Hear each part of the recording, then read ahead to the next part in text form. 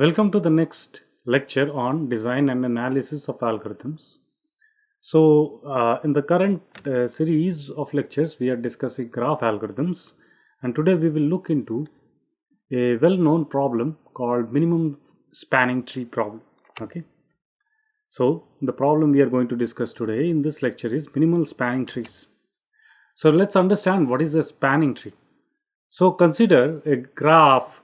Specifically, let's consider an undirected graph G where it has V vertices and E edges, and the spanning tree of a graph G is nothing but a tree, so it is denoted as a T, which will have the same set of vertices or nodes of the graph G. So you can notice that V is same as this V, and then it will have certain edges such that it forms a tree, but these edges must belong to this edge set E. Okay, that's why ET is a subset of E. Okay, and of course we want a rooted tree, so we will have a root R. Okay, so that's called a spanning tree.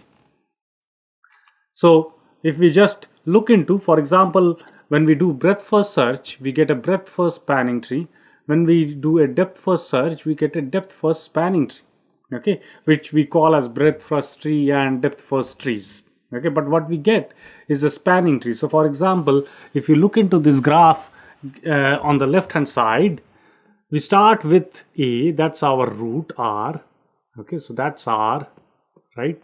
And then if we use breadth first, what we will do from A, we will go to B, G and F because they are all at level 1. Okay, A is at level 0. We started with A, and then we go to B, G, F. Okay, they are all at level 1. And then from B, we will go to the next level. So B's neighbor is C, G's neighbor is H, G is also I is also neighbor of G, and E is a neighbor of F. Okay, that's next level. And then after that, there is one more level where you have the edge from H to D. Fine. That gives you, when you do a breadth first traversal of this graph, you get such a breadth first tree. Now note that that's a spanning tree. Okay. Why it is a spanning tree? Let's see whether all the properties are satisfied. If you just look into the red colored graph or the subgraph, every node is a node of the graph G. All the nodes of graph G is present in this tree. Okay. Every red edge belongs to the original graph. That's the second requirement. And third one, it's a rooted tree. We have a root, okay, shown in blue. So that's what we call as breadth first spanning tree. Same we can do for a depth first spanning tree. Let's say we start with the same root R. Okay. And what we do is we start our traversal in a depth first manner. So from A, we go to G, from G to I, from I to E, from E to F. But now after reaching F, we cannot go back to A or I. So we stop, and when we return back, remember, so this will be the discovery time 1, 2, 3, 4, 5, and then we will start putting in the finish time. So F will be done, and then we will come back to E and explore its neighbors. So from E, we will go to D, H, C, B. And if you mark the edges, what you get is a depth first tree, which is a spanning tree. Why it is a spanning tree? Again, let's look. In this red colored graph, okay, so ignore the black edges for the time being, all the vertices of G are present, and every red colored edge belongs to the original graph. Okay, so it's a spanning tree. Okay, so and of course it is rooted R. Okay, so we have a spanning tree. Fine. So I hope you have got the idea what is a spanning tree. So one important property of spanning tree is that if you have a graph G is equal to V comma E and a spanning tree T for that graph, that means you have the same vertex set and a subset ET of E and a root R, then for any edge C in G, if you pick up any particular edge from G, which is not in T, which is not in your spanning tree, and you put it, then there will be a simple cycle containing only edge C and edges in spanning tree. Okay, so if we look into this, let's look into this particular one. A, we got B, we got C. Okay, so A, B, C, sorry, that's C. Okay, and then we got G. Okay, and then we have, so A to G, and then H, then we have D. Okay, and then we have from G we have I. Okay, and then we have F and E. That's our spanning tree. If I pick up now edge IH and I put it in IH, what do I get? So if I put this edge IH from the original graph, which is not part of tree, then we get a cycle, right? So we get a cycle GIH. Okay, if we put say HC, so if we put an edge between HC, we get a cycle HCBAGH, right? Okay, so always you can figure out, and in fact you can prove that if you take an edge from the original graph, which is not part of tree, that spanning tree, and put it back, you will always end up creating a cycle in that spanning tree. Okay, so now we talked of spanning tree. Now we need to understand what is a weighted spanning tree. So we will first assume that you have an undirected graph G with positive weights on each edge. So for every edge in the graph, you assign a weight to it. Now weight could be anything. For example, anything in the sense we are stating that it is positive weights greater than or equal to 0.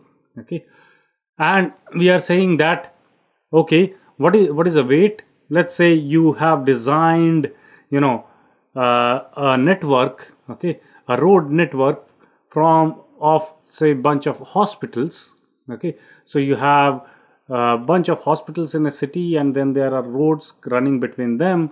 These roads forms the edges between them. Okay, now you want to put the distance of these roads as a weight to those edges, okay, in order to model the distance between the hospitals, let's say. Okay, so that is essentially a weighted graph or weighted undirected graph. So we are talking of a weighted undirected graph with positive weights, and then we have the spanning tree, right? For a graph we will get a spanning tree. As our definition, we will get, corresponding to all the vertices of the graph, we will choose bunch of edges which forms a tree, and it essentially spans the entire graph. That means every edge belongs to the original edge set. Okay, every edge of the tree belongs to the original edge set. And then we define weight of the spanning tree as nothing but sum of the tree edge weights. So whatever is your tree, whatever is your spanning tree you got, take the corresponding edge weights of that tree and add them up. That's the total weight of your spanning tree. Fine. That's what we define as weight of a spanning tree. So what is a minimal spanning tree? Given a graph, we can have many spanning trees, right? Just, for example, in the previous graph, for the same graph, we saw that BF breadth first spanning tree as well as depth first spanning tree. These two trees are different, right? So in the same manner, we can have many different spanning trees, but corresponding to each of those trees, you will get a weight, total weight. Okay, so your objective is to minimize, or you want to find the spanning tree which is having the minimum weight. Okay, so any spanning tree whose weight is minimal is what you are looking for. Okay, and in general, a graph has several MSTs. When you have the weights of the edges, if they are repetitive, that means you can have multiple edges with the same weights, then you can have a graph with different MSTs, minimum spanning trees. Okay, And yeah, you can prove this fact that if all of these edge weights are unique, then you will always have a unique minimum spanning tree, okay, for a graph. And it is, it is used in many applications, for example, circuit board routing, networking, and so on. Fine. So here is another example. You have a graph, okay, and this is our graph G, and we have what we call as single source shortest path tree, which is essentially a spanning tree. Now note that in this graph, corresponding to every edge, there is a weight. So from A to F, that edge has weight 9. From A to B, the edge weight is 2, and so on. Okay. So in this SSSP tree, the total weight of this spanning tree is nothing but, 1 plus, so 1 plus 2 plus 5 plus 2 plus 4 plus 2 plus 1 plus 1. Okay. So 5, 6, 7, 8, 9, 10, 14, 15, 16, 17, 18. That's the total weight of the spanning tree. But here is the minimum spanning tree for the same graph. Now, if you look into the minimum spanning tree, its total weight is, let's start from A, it is 2 plus 4 plus 2 plus 1 plus 1 plus 1 plus 1 plus 2. Okay, so 2 plus 4 plus 2 plus 1 plus 1 plus, oh sorry, this is 3. Okay, I made a mistake there. This edge weight is 3. Okay, so 3 plus 1 plus 2. So the total weight is 4, 5, 6, 7, 8, 9, 10, 13, 14, 15, 16, which is less than 18. Okay, so you're looking for that spanning tree which is having the minimum weight. Okay, that's called a minimal spanning tree. And now we will give you an algorithm to find a minimum spanning tree. There are many algorithms. Among them, there are two very famous ones called Kruskal's algorithm and Prim's algorithm. In this course, we will only discuss Prim's algorithm. And if you notice, this algorithm is based on the paradigm of greedy algorithms. Okay, so it's a greedy strategy. It uses a greedy strategy. Okay, so let's understand this algorithm. We start with a graph G. Okay, fine, and we have corresponding weights and we have a root. We start with a particular root. Okay, this root can be any of the vertices of the graph. And first what we do is we initialize. So in this case, what we will use is a priority queue. Okay, now if you know that we can use heap as a data structure to implement priority queue. Okay, we will assume that we are using heap, but whenever we are discussing, we will talk in terms of a priority queue.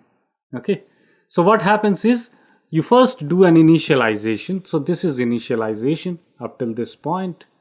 What happens? What you are saying is for each u belonging to GV, that means the vertices of the graph G, for every node in the graph, you store two things. What is the key value, which is infinity? So you initialize the key value to infinity and the parent to nil. Okay, fine. And you have this priority queue based on the key value. Okay, you are keeping this priority queue based on the key value. And you only set the key value of R as 0. Okay, R is our root. Okay, that's our root.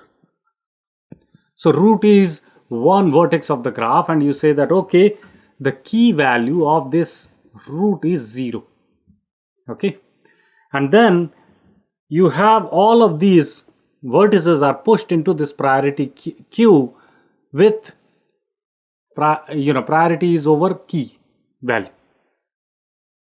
Now your actual loop starts, where you say while queue is not empty, while your priority queue is not empty, what you do is extract the minimum node from this priority queue. That means the node with the minimum key value, you extract that. If you recall in a heap, whenever you say extract, you're just not reading, you are deleting that node. Okay. So extract min q will extract out that node from the queue. Okay. And let's say that node is u. So now what you do, you look into all the elements or nodes adjacent to the vertex u. So you can look into the adjacency list of u. You will get all the vertices, okay, adjacent to u in the graph. And then you check if that vertex v is already in the queue and the weight of uv is less than the priority of v, then you update the value, the parent value of v to u, and you say that, okay, let's put the, update the priority of u to weight of uv. Okay, sorry, this should be v. This should be v. Okay, fine, that's a typo. Okay, so now, having said so, what you have done is, what we are saying is, whatever is the current, if I get to go from u to v via an edge whose weight is smaller than whatever is the priority value stored for vertex v in the priority queue, then I will update the key value with this new edge width wuv. Okay. So just let's look at an example, then it will become clear and it will become evident what's happening. So here is a graph, okay, corresponding to every edge we have given a weight, okay, and let's say we are going to maintain a table. This is just for for showing you how it is happening.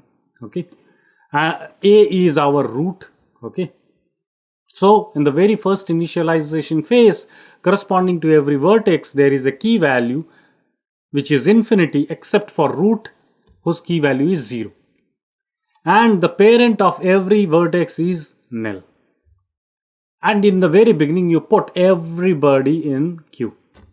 So who is at the top of your queue if you are using a heap data structure? Node A, which is the root. Okay, it is having minimum priority.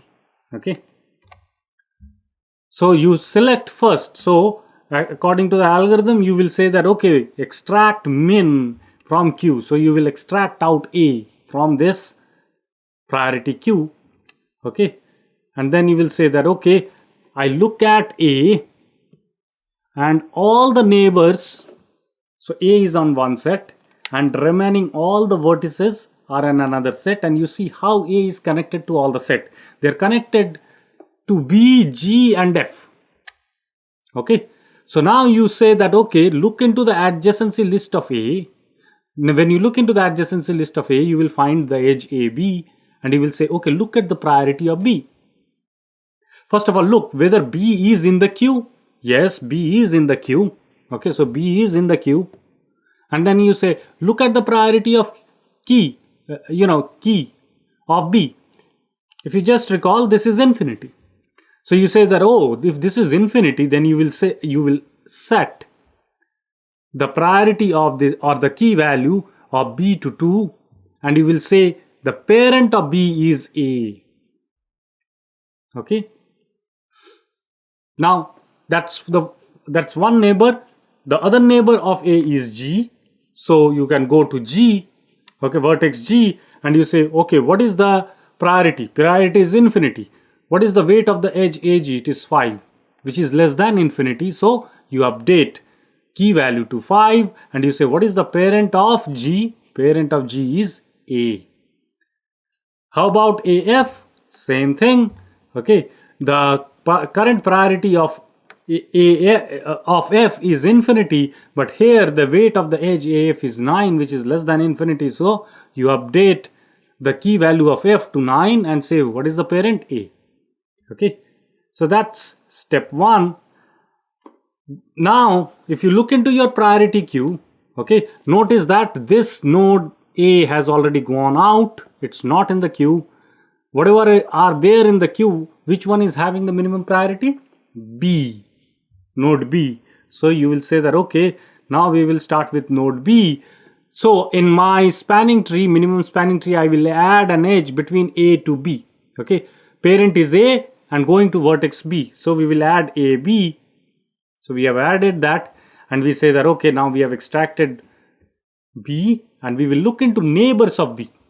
Okay, so neighbor of B is C, and the key value of C was infinity. Here the weight of edge BC is less than infinity, so you update the key value to 4.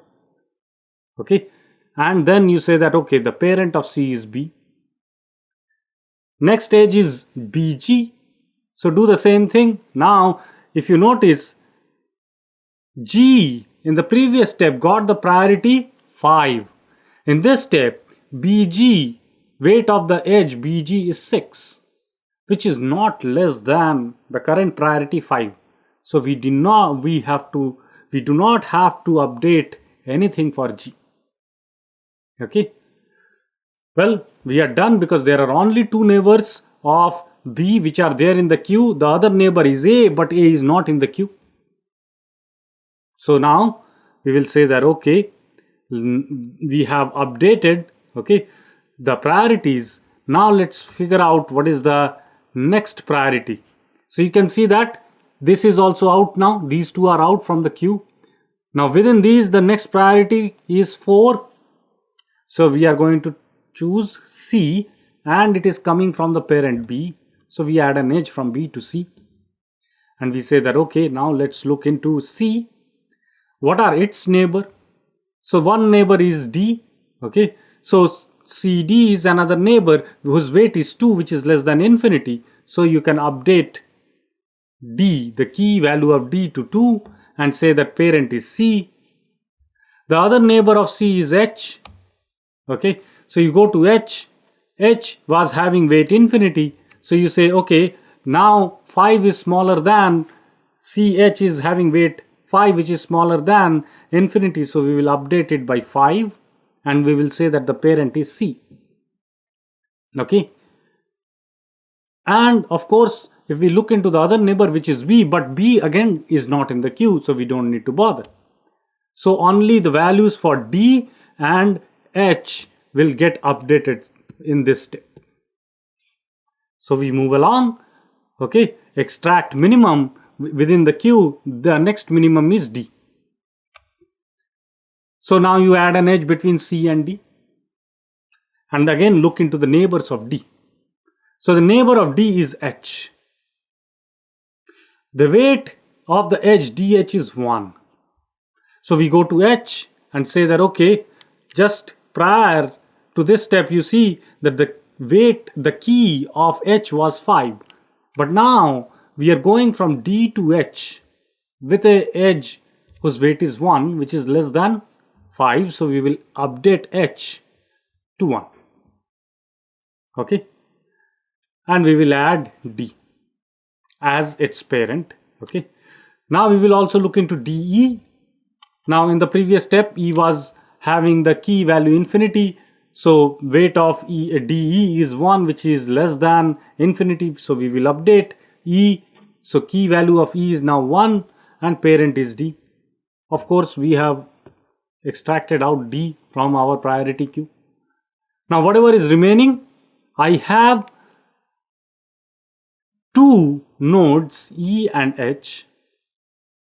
Okay, going from with the same priority 1, so we can choose any one of them. Let's say we choose E. So we go to E by adding an edge between D and E, and then look into neighbors of E. The neighbors of E which are not there in the priority queue, which are there in the priority queue is I and F. Now the priority of I was infinity. So now we will update that. So priority of I becomes 3 because the edge weight between E and I is 3, which is less than infinity. And what is the parent of I? E. How about EF?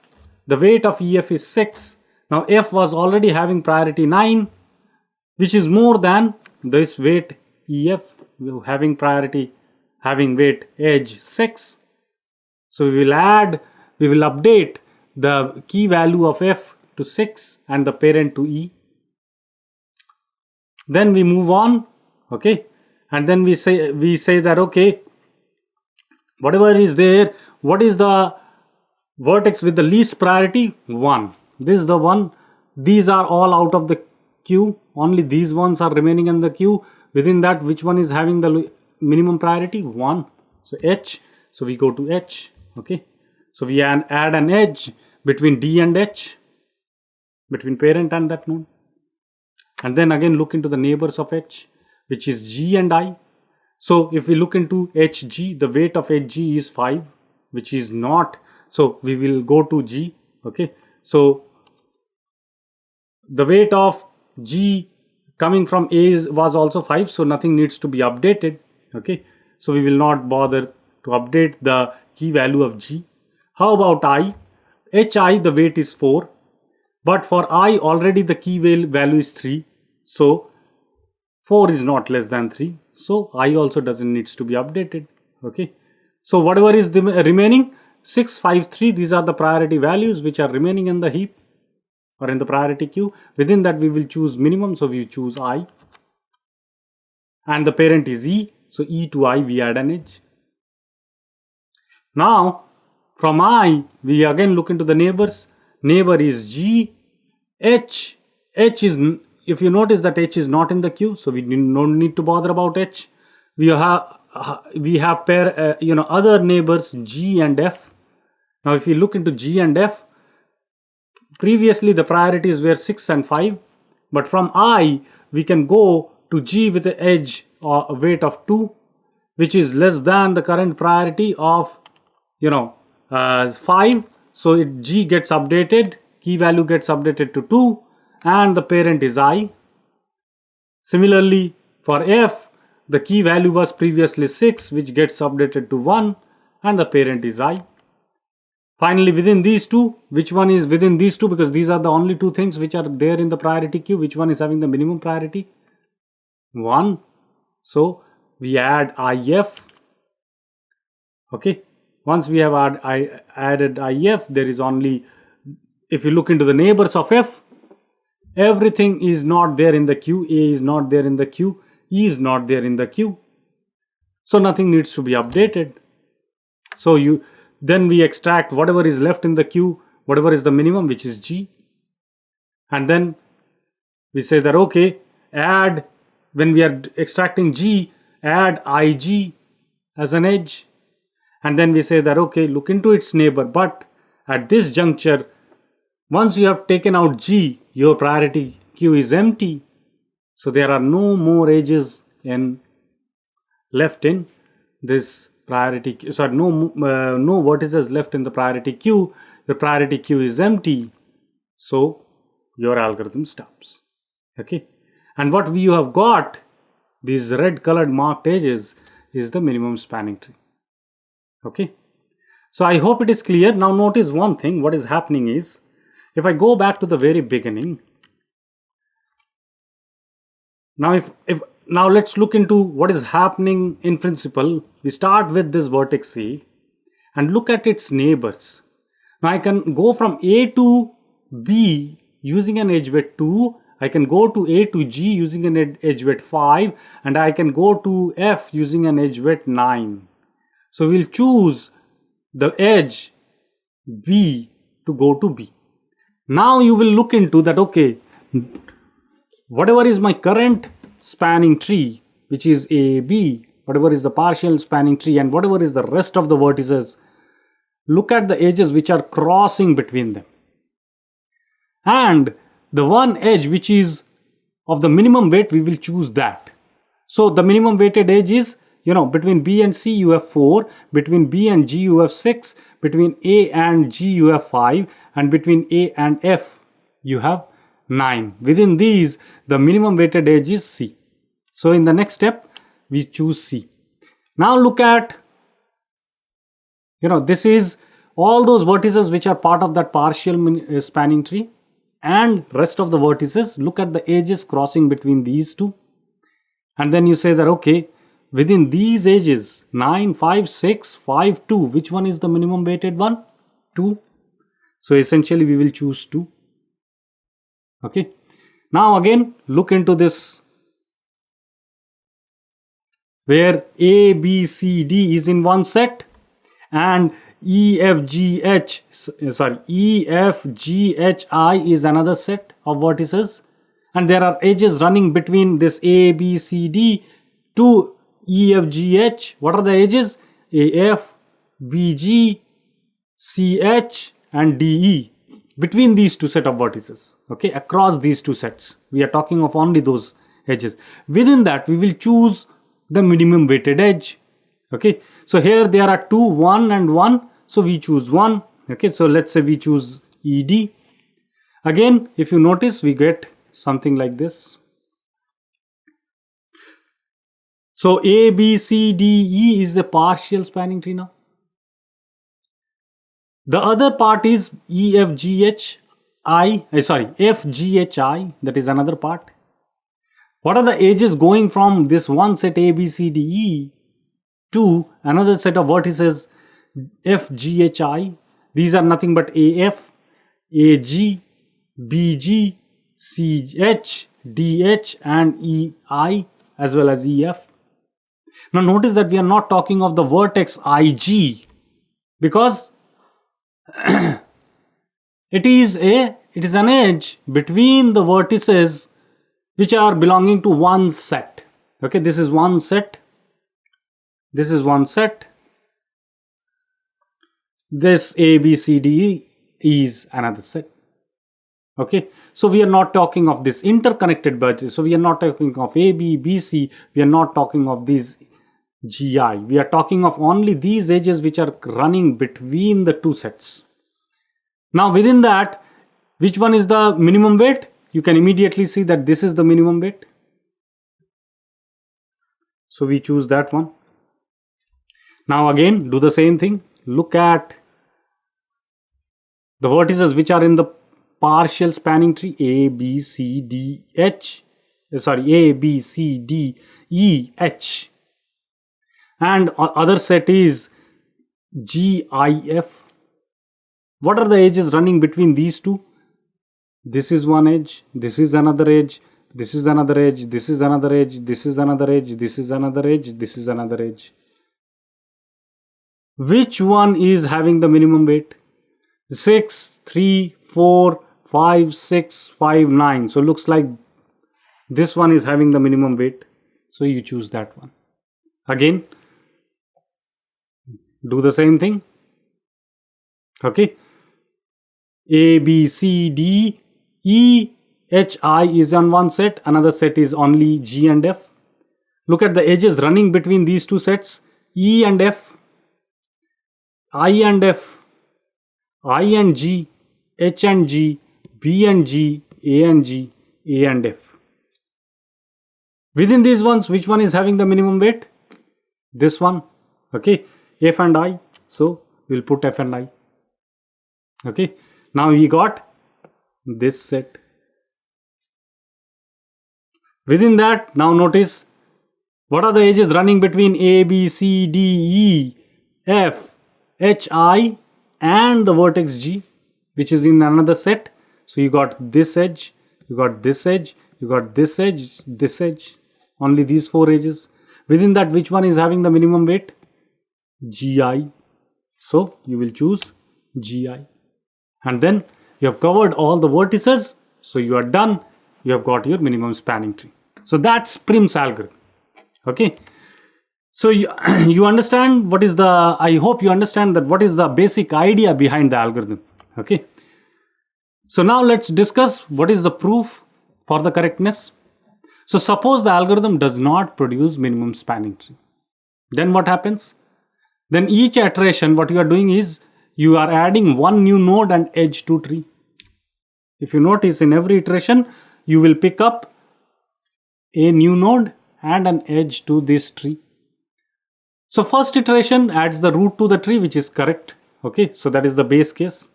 So we are trying to use induction here.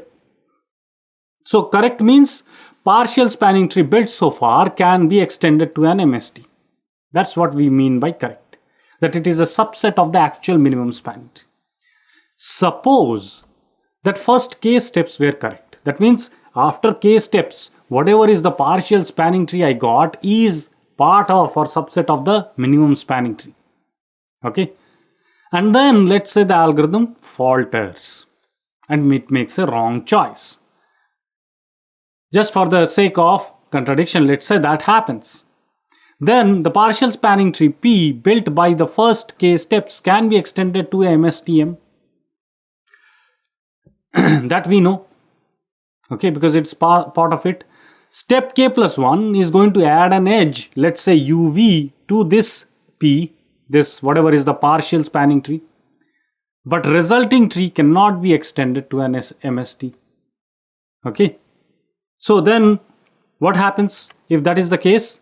That means what we are saying is, okay, if you look into this figure, let's say we have added this k edges and we are going, according to the algorithm, we are going to add an edge uv, and that edge happens to be a wrong choice, which means if I look into the actual minimum spanning tree, till I added the edge uv, these edges which are marked in red, which are also present here, are matching with my minimum spanning tree. So they are part of minimum spanning tree. So it's a subgraph. Only when I started adding the edge uv, I violated. Okay, that's the assumption we are making. That if it so happens because of our algorithm, okay, because of prims, then what happens? So consider simple cycle formed by adding uv to this minimum spanning tree M. So you can see that it creates a cycle here. It creates a cycle there. Okay, so let's say P be the lowest ancestor of V. So we look into the lowest ancestor of V, which is P, in this partial spanning tree. So let P be the lowest ancestor of V in M, that is also in P. That is also in this partial spanning tree P. And let Q be P's child in M. Q is P's child in M. Okay, so that is also an ancestor of V. So that will also be an ancestor of V.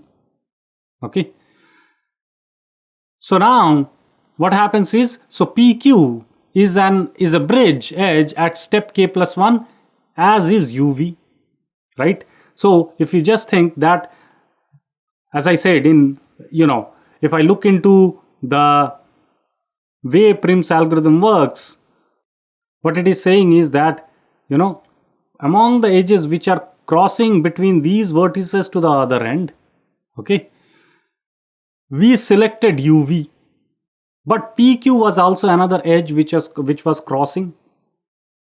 Okay, now within these two we selected UV only because the weight of UV is less than the weight of PQ. That must be true based on our algorithm. So since our algorithm chooses UV at step k plus 1, weight of UV must be less than equal to weight of PQ. Now you argue again that, okay, let's say that, so now you argue in the other fashion that we know already that this is our minimum spanning tree. So we know that, edge UV is not there in our minimum spanning tree. PQ is there in minimum spanning tree. So if I add UV to this tree, I will always get a loop, a cycle. And the weight of this edge UV is going to be more than the edge weight of PQ. Otherwise, what will happen is that I can replace this edge PQ. So claim is that WUV must be more than WPQ. Why? Because if it is not, then what I can do is that if it is weight is less, WUV is having less weight, then I can create a better minimum spanning tree by deleting this PQ. And you just delete that edge PQ and you will get a new spanning tree. And the weight of that spanning tree is going to be less because you have deleted an edge PQ whose weight is more than the weight of UV. Right? Okay. So essentially you cannot have this in the actual minimum spanning tree. So if it is not there, we can say that WUV is greater than W of PQ. Weight of UV is more than weight of PQ. So together these two facts makes that WUV must be equal to WPQ. And if that is true, that means at step k plus 1, I am adding an edge, whether it is PQ or UV, into the right minimal spanning tree, because both of them are having equal weighted edge. Okay, so this means that the tree obtained by taking M, deleting edge PQ and adding edge UV is a minimal spanning tree as well, contradicting the assumption that there was no minimum spanning tree that contained the partial spanning tree obtained after step k plus 1. So therefore, our algorithm is correct. Okay. So now let's look into the complexity of this algorithm. So first notice that initialization phase, for every vertex, you are going to give it a key value and a parent value. Okay. And you are going to have an R, the root will be given the key value 0. All that will take order of V time. You will put into a priority queue. Now while queue is not empty, how many times this will work? Queue, if you notice, all the vertices are in queue, and then you start treating one vertex after another. So while queue is not empty means you will run it for V times. Every time you will do an extract min operation on queue. If you go back to heaps, you will see that operation will take order of log V times. Okay. So now look into, for every such vertex, what you will do is look into their adjacencies. What are the adjacent edges? So in total, how many times you will do this operation? Twice the number of edges, right? Because you are essentially counting every edge from two sides, both of its endpoints. Okay. So for each one of those operations, what you are doing is you are checking whether the weight of UV is less than VK, and then you are updating if required. This should be V. Okay. Now how much time this is going to take? This is going to take log V. So total this much will take order of E log V. Fine. So overall this much will take order of E log V, because this is going to take log V, and this overall, how many times this for each will run? In the order of number of edges, so order of E log V. So total, what is the running time? V times log V plus E log V, and typically number of edges are much more than V. If that is your case, then you can write it as order of E log V.